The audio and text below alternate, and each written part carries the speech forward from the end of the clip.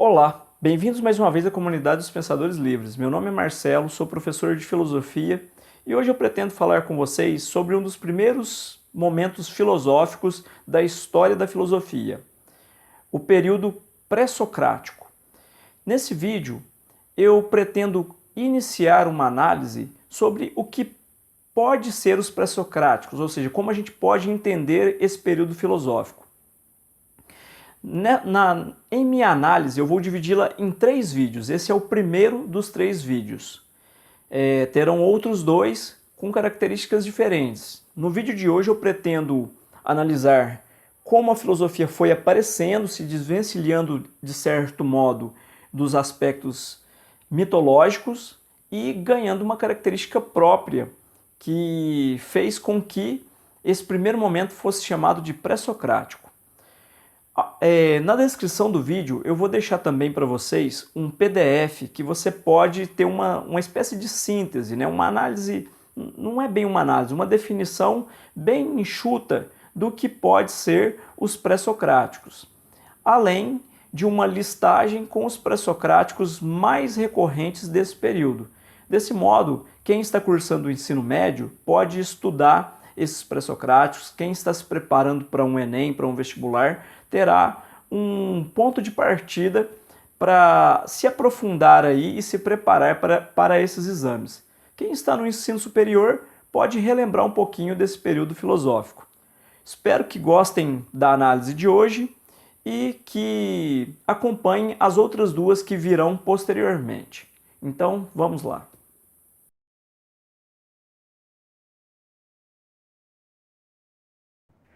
Para dar início, o que eu preciso saber sobre a filosofia pré-socrática?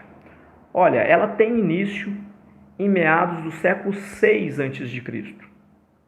Tá? Então a gente está falando aí mais ou menos de 600 anos, 500 e alguma coisa antes de Cristo. Tá? Ela é na transição do século 7 para o século 6. Ela vai ganhar força mesmo ali no século 6. Tá? É o início da filosofia grega como a gente conhece. Porém, para falar desse formato aí de filosofia, eu preciso voltar um pouco mais. Eu tenho que ir ali no século 8, 9, 10 antes de Cristo, o período da mitologia grega, no qual a mitologia era ainda mais forte, né? Nesse período, o pensamento politeísta grego, os vários deuses gregos daquela época, eles tinham muita força na explicação do mundo para o grego. Então, as explicações, elas eram cosmogônicas, ou seja, a explicação do mundo, do cosmos, da realidade, ela era a partir dos deuses, a partir do surgimento dos deuses, da vida dos deuses e assim por diante. Esses deuses, pessoal, aqueles deuses da mitologia grega, tá?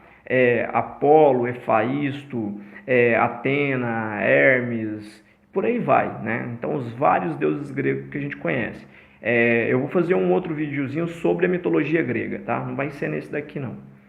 Mas olha, nesse período aí, as autoridades da época eram os Aedo e Rapsódios, né? Por exemplo, o Homero e o Hesíodo, que eram os 2 mais famosos, né? Então, ali a obra Odisseia, a obra Ilíada, a obra Teogonia, Trabalho dos Dias, eram o corpus de explicação que justificava muito do que existia nesse mundo, né, para os gregos antigos.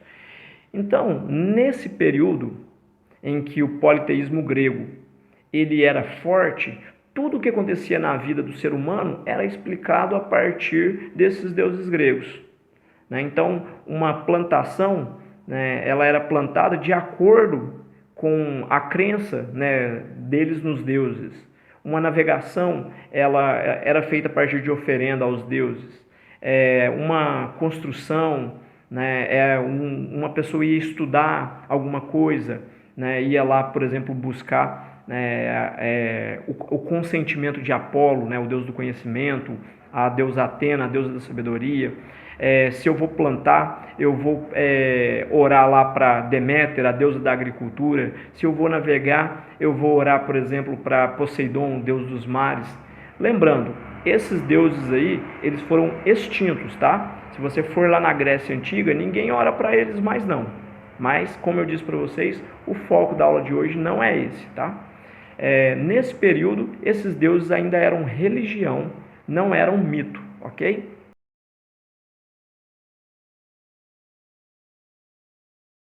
Então, a explicação do mundo e de tudo que existia no mundo era a partir dos deuses. Passado um tempo, algumas necessidades foram surgindo. Necessidade comercial, de fazer um sistema monetário, necessidade de marcar o tempo, fazer um calendário, marcar as horas, por exemplo, fazer uma ampulheta, um relógio de sol, alguma coisa assim. Né? Para plantar eu precisava entender as estações do ano, e tudo isso foi exigindo do ser humano uma certa carga de racionalidade. E devido a essa necessidade, alguns estudiosos dessa época, na época o nome filosofia ainda não existia, tá? Vai depois nascer com Pitágoras, depois a gente fala sobre isso, mas alguns estudiosos, alguns sábios, começaram a questionar as explicações mítico-religiosas. Né? Então, eles vão começar a buscar algumas explicações mais racionais, pautada em algo mais lógico-racional. E é aí que começa a nascer, ali na transição do século VII para o século VI a.C., começa a nascer a filosofia pré-socrática. E é desse período que a gente vai falar agora, tá? Então, feito essa introdução, vamos aí compreender então um pouquinho mais sobre a filosofia pré-socrática. O que significa pré-socráticos? Se a gente fosse riscar um palpite, assim, no chute mesmo, a gente diria que é algo antes de algo socrático. Aí a gente teria que saber o que se refere ao tal do socrático. Isso faz alusão ao pensador Sócrates, ou seja, é a filosofia anterior ao pensamento de Sócrates, né, e aqueles que conviveram ali no círculo socrático, tá? Sofistas e assim por diante. Então, os pré-socráticos eram aqueles que desenvolveram uma filosofia anterior a esse período. Essa definição aí, ela vai numa linha mais etimológica, tá? E ela não é uma definição muito boa. Dá pra gente melhorar ela, tá? Porque dizer que é antes de Sócrates não diz muita coisa, porque tiveram filósofos pré-socráticos que viveram na mesma época que Sócrates, eram contemporâneos de Sócrates, tá? Então, uma melhor definição seria sobre o que esses pré-socráticos fazem, ou seja, o modo de pensamento deles. Os filósofos pré-socráticos eram aqueles que tentaram, de certo modo, romper com a explicação cosmogônica, como eu disse para vocês. Antes, tudo era explicado a partir dos deuses. Então, para os gregos antigos, o Sol era a carruagem de Apolo que perpassava o céu. E as estrelas eram o manto estrelado de Morfeu que trazia o sono. E por aí vai. O mar era a morada de Poseidon. Né? Se uma pessoa morria, ela ia para o submundo, né? Ela ia para a morada do Hades, né? O deus dos mortos. Então, todas as explicações elas eram mítico-religiosas. E os pré-socráticos não queriam construir um pensamento a partir da crença. Né? Eles queriam mais precisão, uma explicação lógico-racional. Então, eles não queriam uma explicação cosmogônica. Eles queriam dar uma explicação cosmológica, ou seja, cosmos significa mundo, lógica, estudo. Uma explicação para o mundo a partir de um estudo lógico-racional, a partir do logos, o discurso racional. Já o do mito, a cosmogonia, é a explicação, ou seja, a cosmogênese a partir dos deuses. Então, uma boa definição para pré-socráticos é aqueles filósofos que tentam explicar o que é a physis, o que é a natureza, a partir da lógica racional. Isso diz mais sobre um pré-socrático do que dizer que ele é o pensamento anterior a Sócrates. Ou seja, o ideal é juntar os dois. Ele nasceu antes de Sócrates, esse pensamento, e ele buscava a explicação para a physis. Lembrando que a physis é a natureza, tá? A natureza e as estrelas, o céu, o mar, né, a terra e assim por diante, de coisas animadas e inanimadas. Né? Então, pode ser a natureza urbana ou a natureza, né, as montanhas, as árvores e assim por diante. Então, esses primeiros filósofos queriam explicar o que é a physis. Ou seja, eles se pareciam muito com os nossos cientistas hoje. E é um pensamento filosófico-científico mesmo. Tá? É uma explicação lógico-racional que vai dar origem a teorias aí que vai fundamentar a ciência.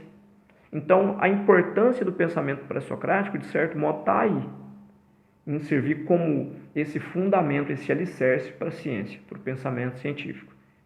Certo?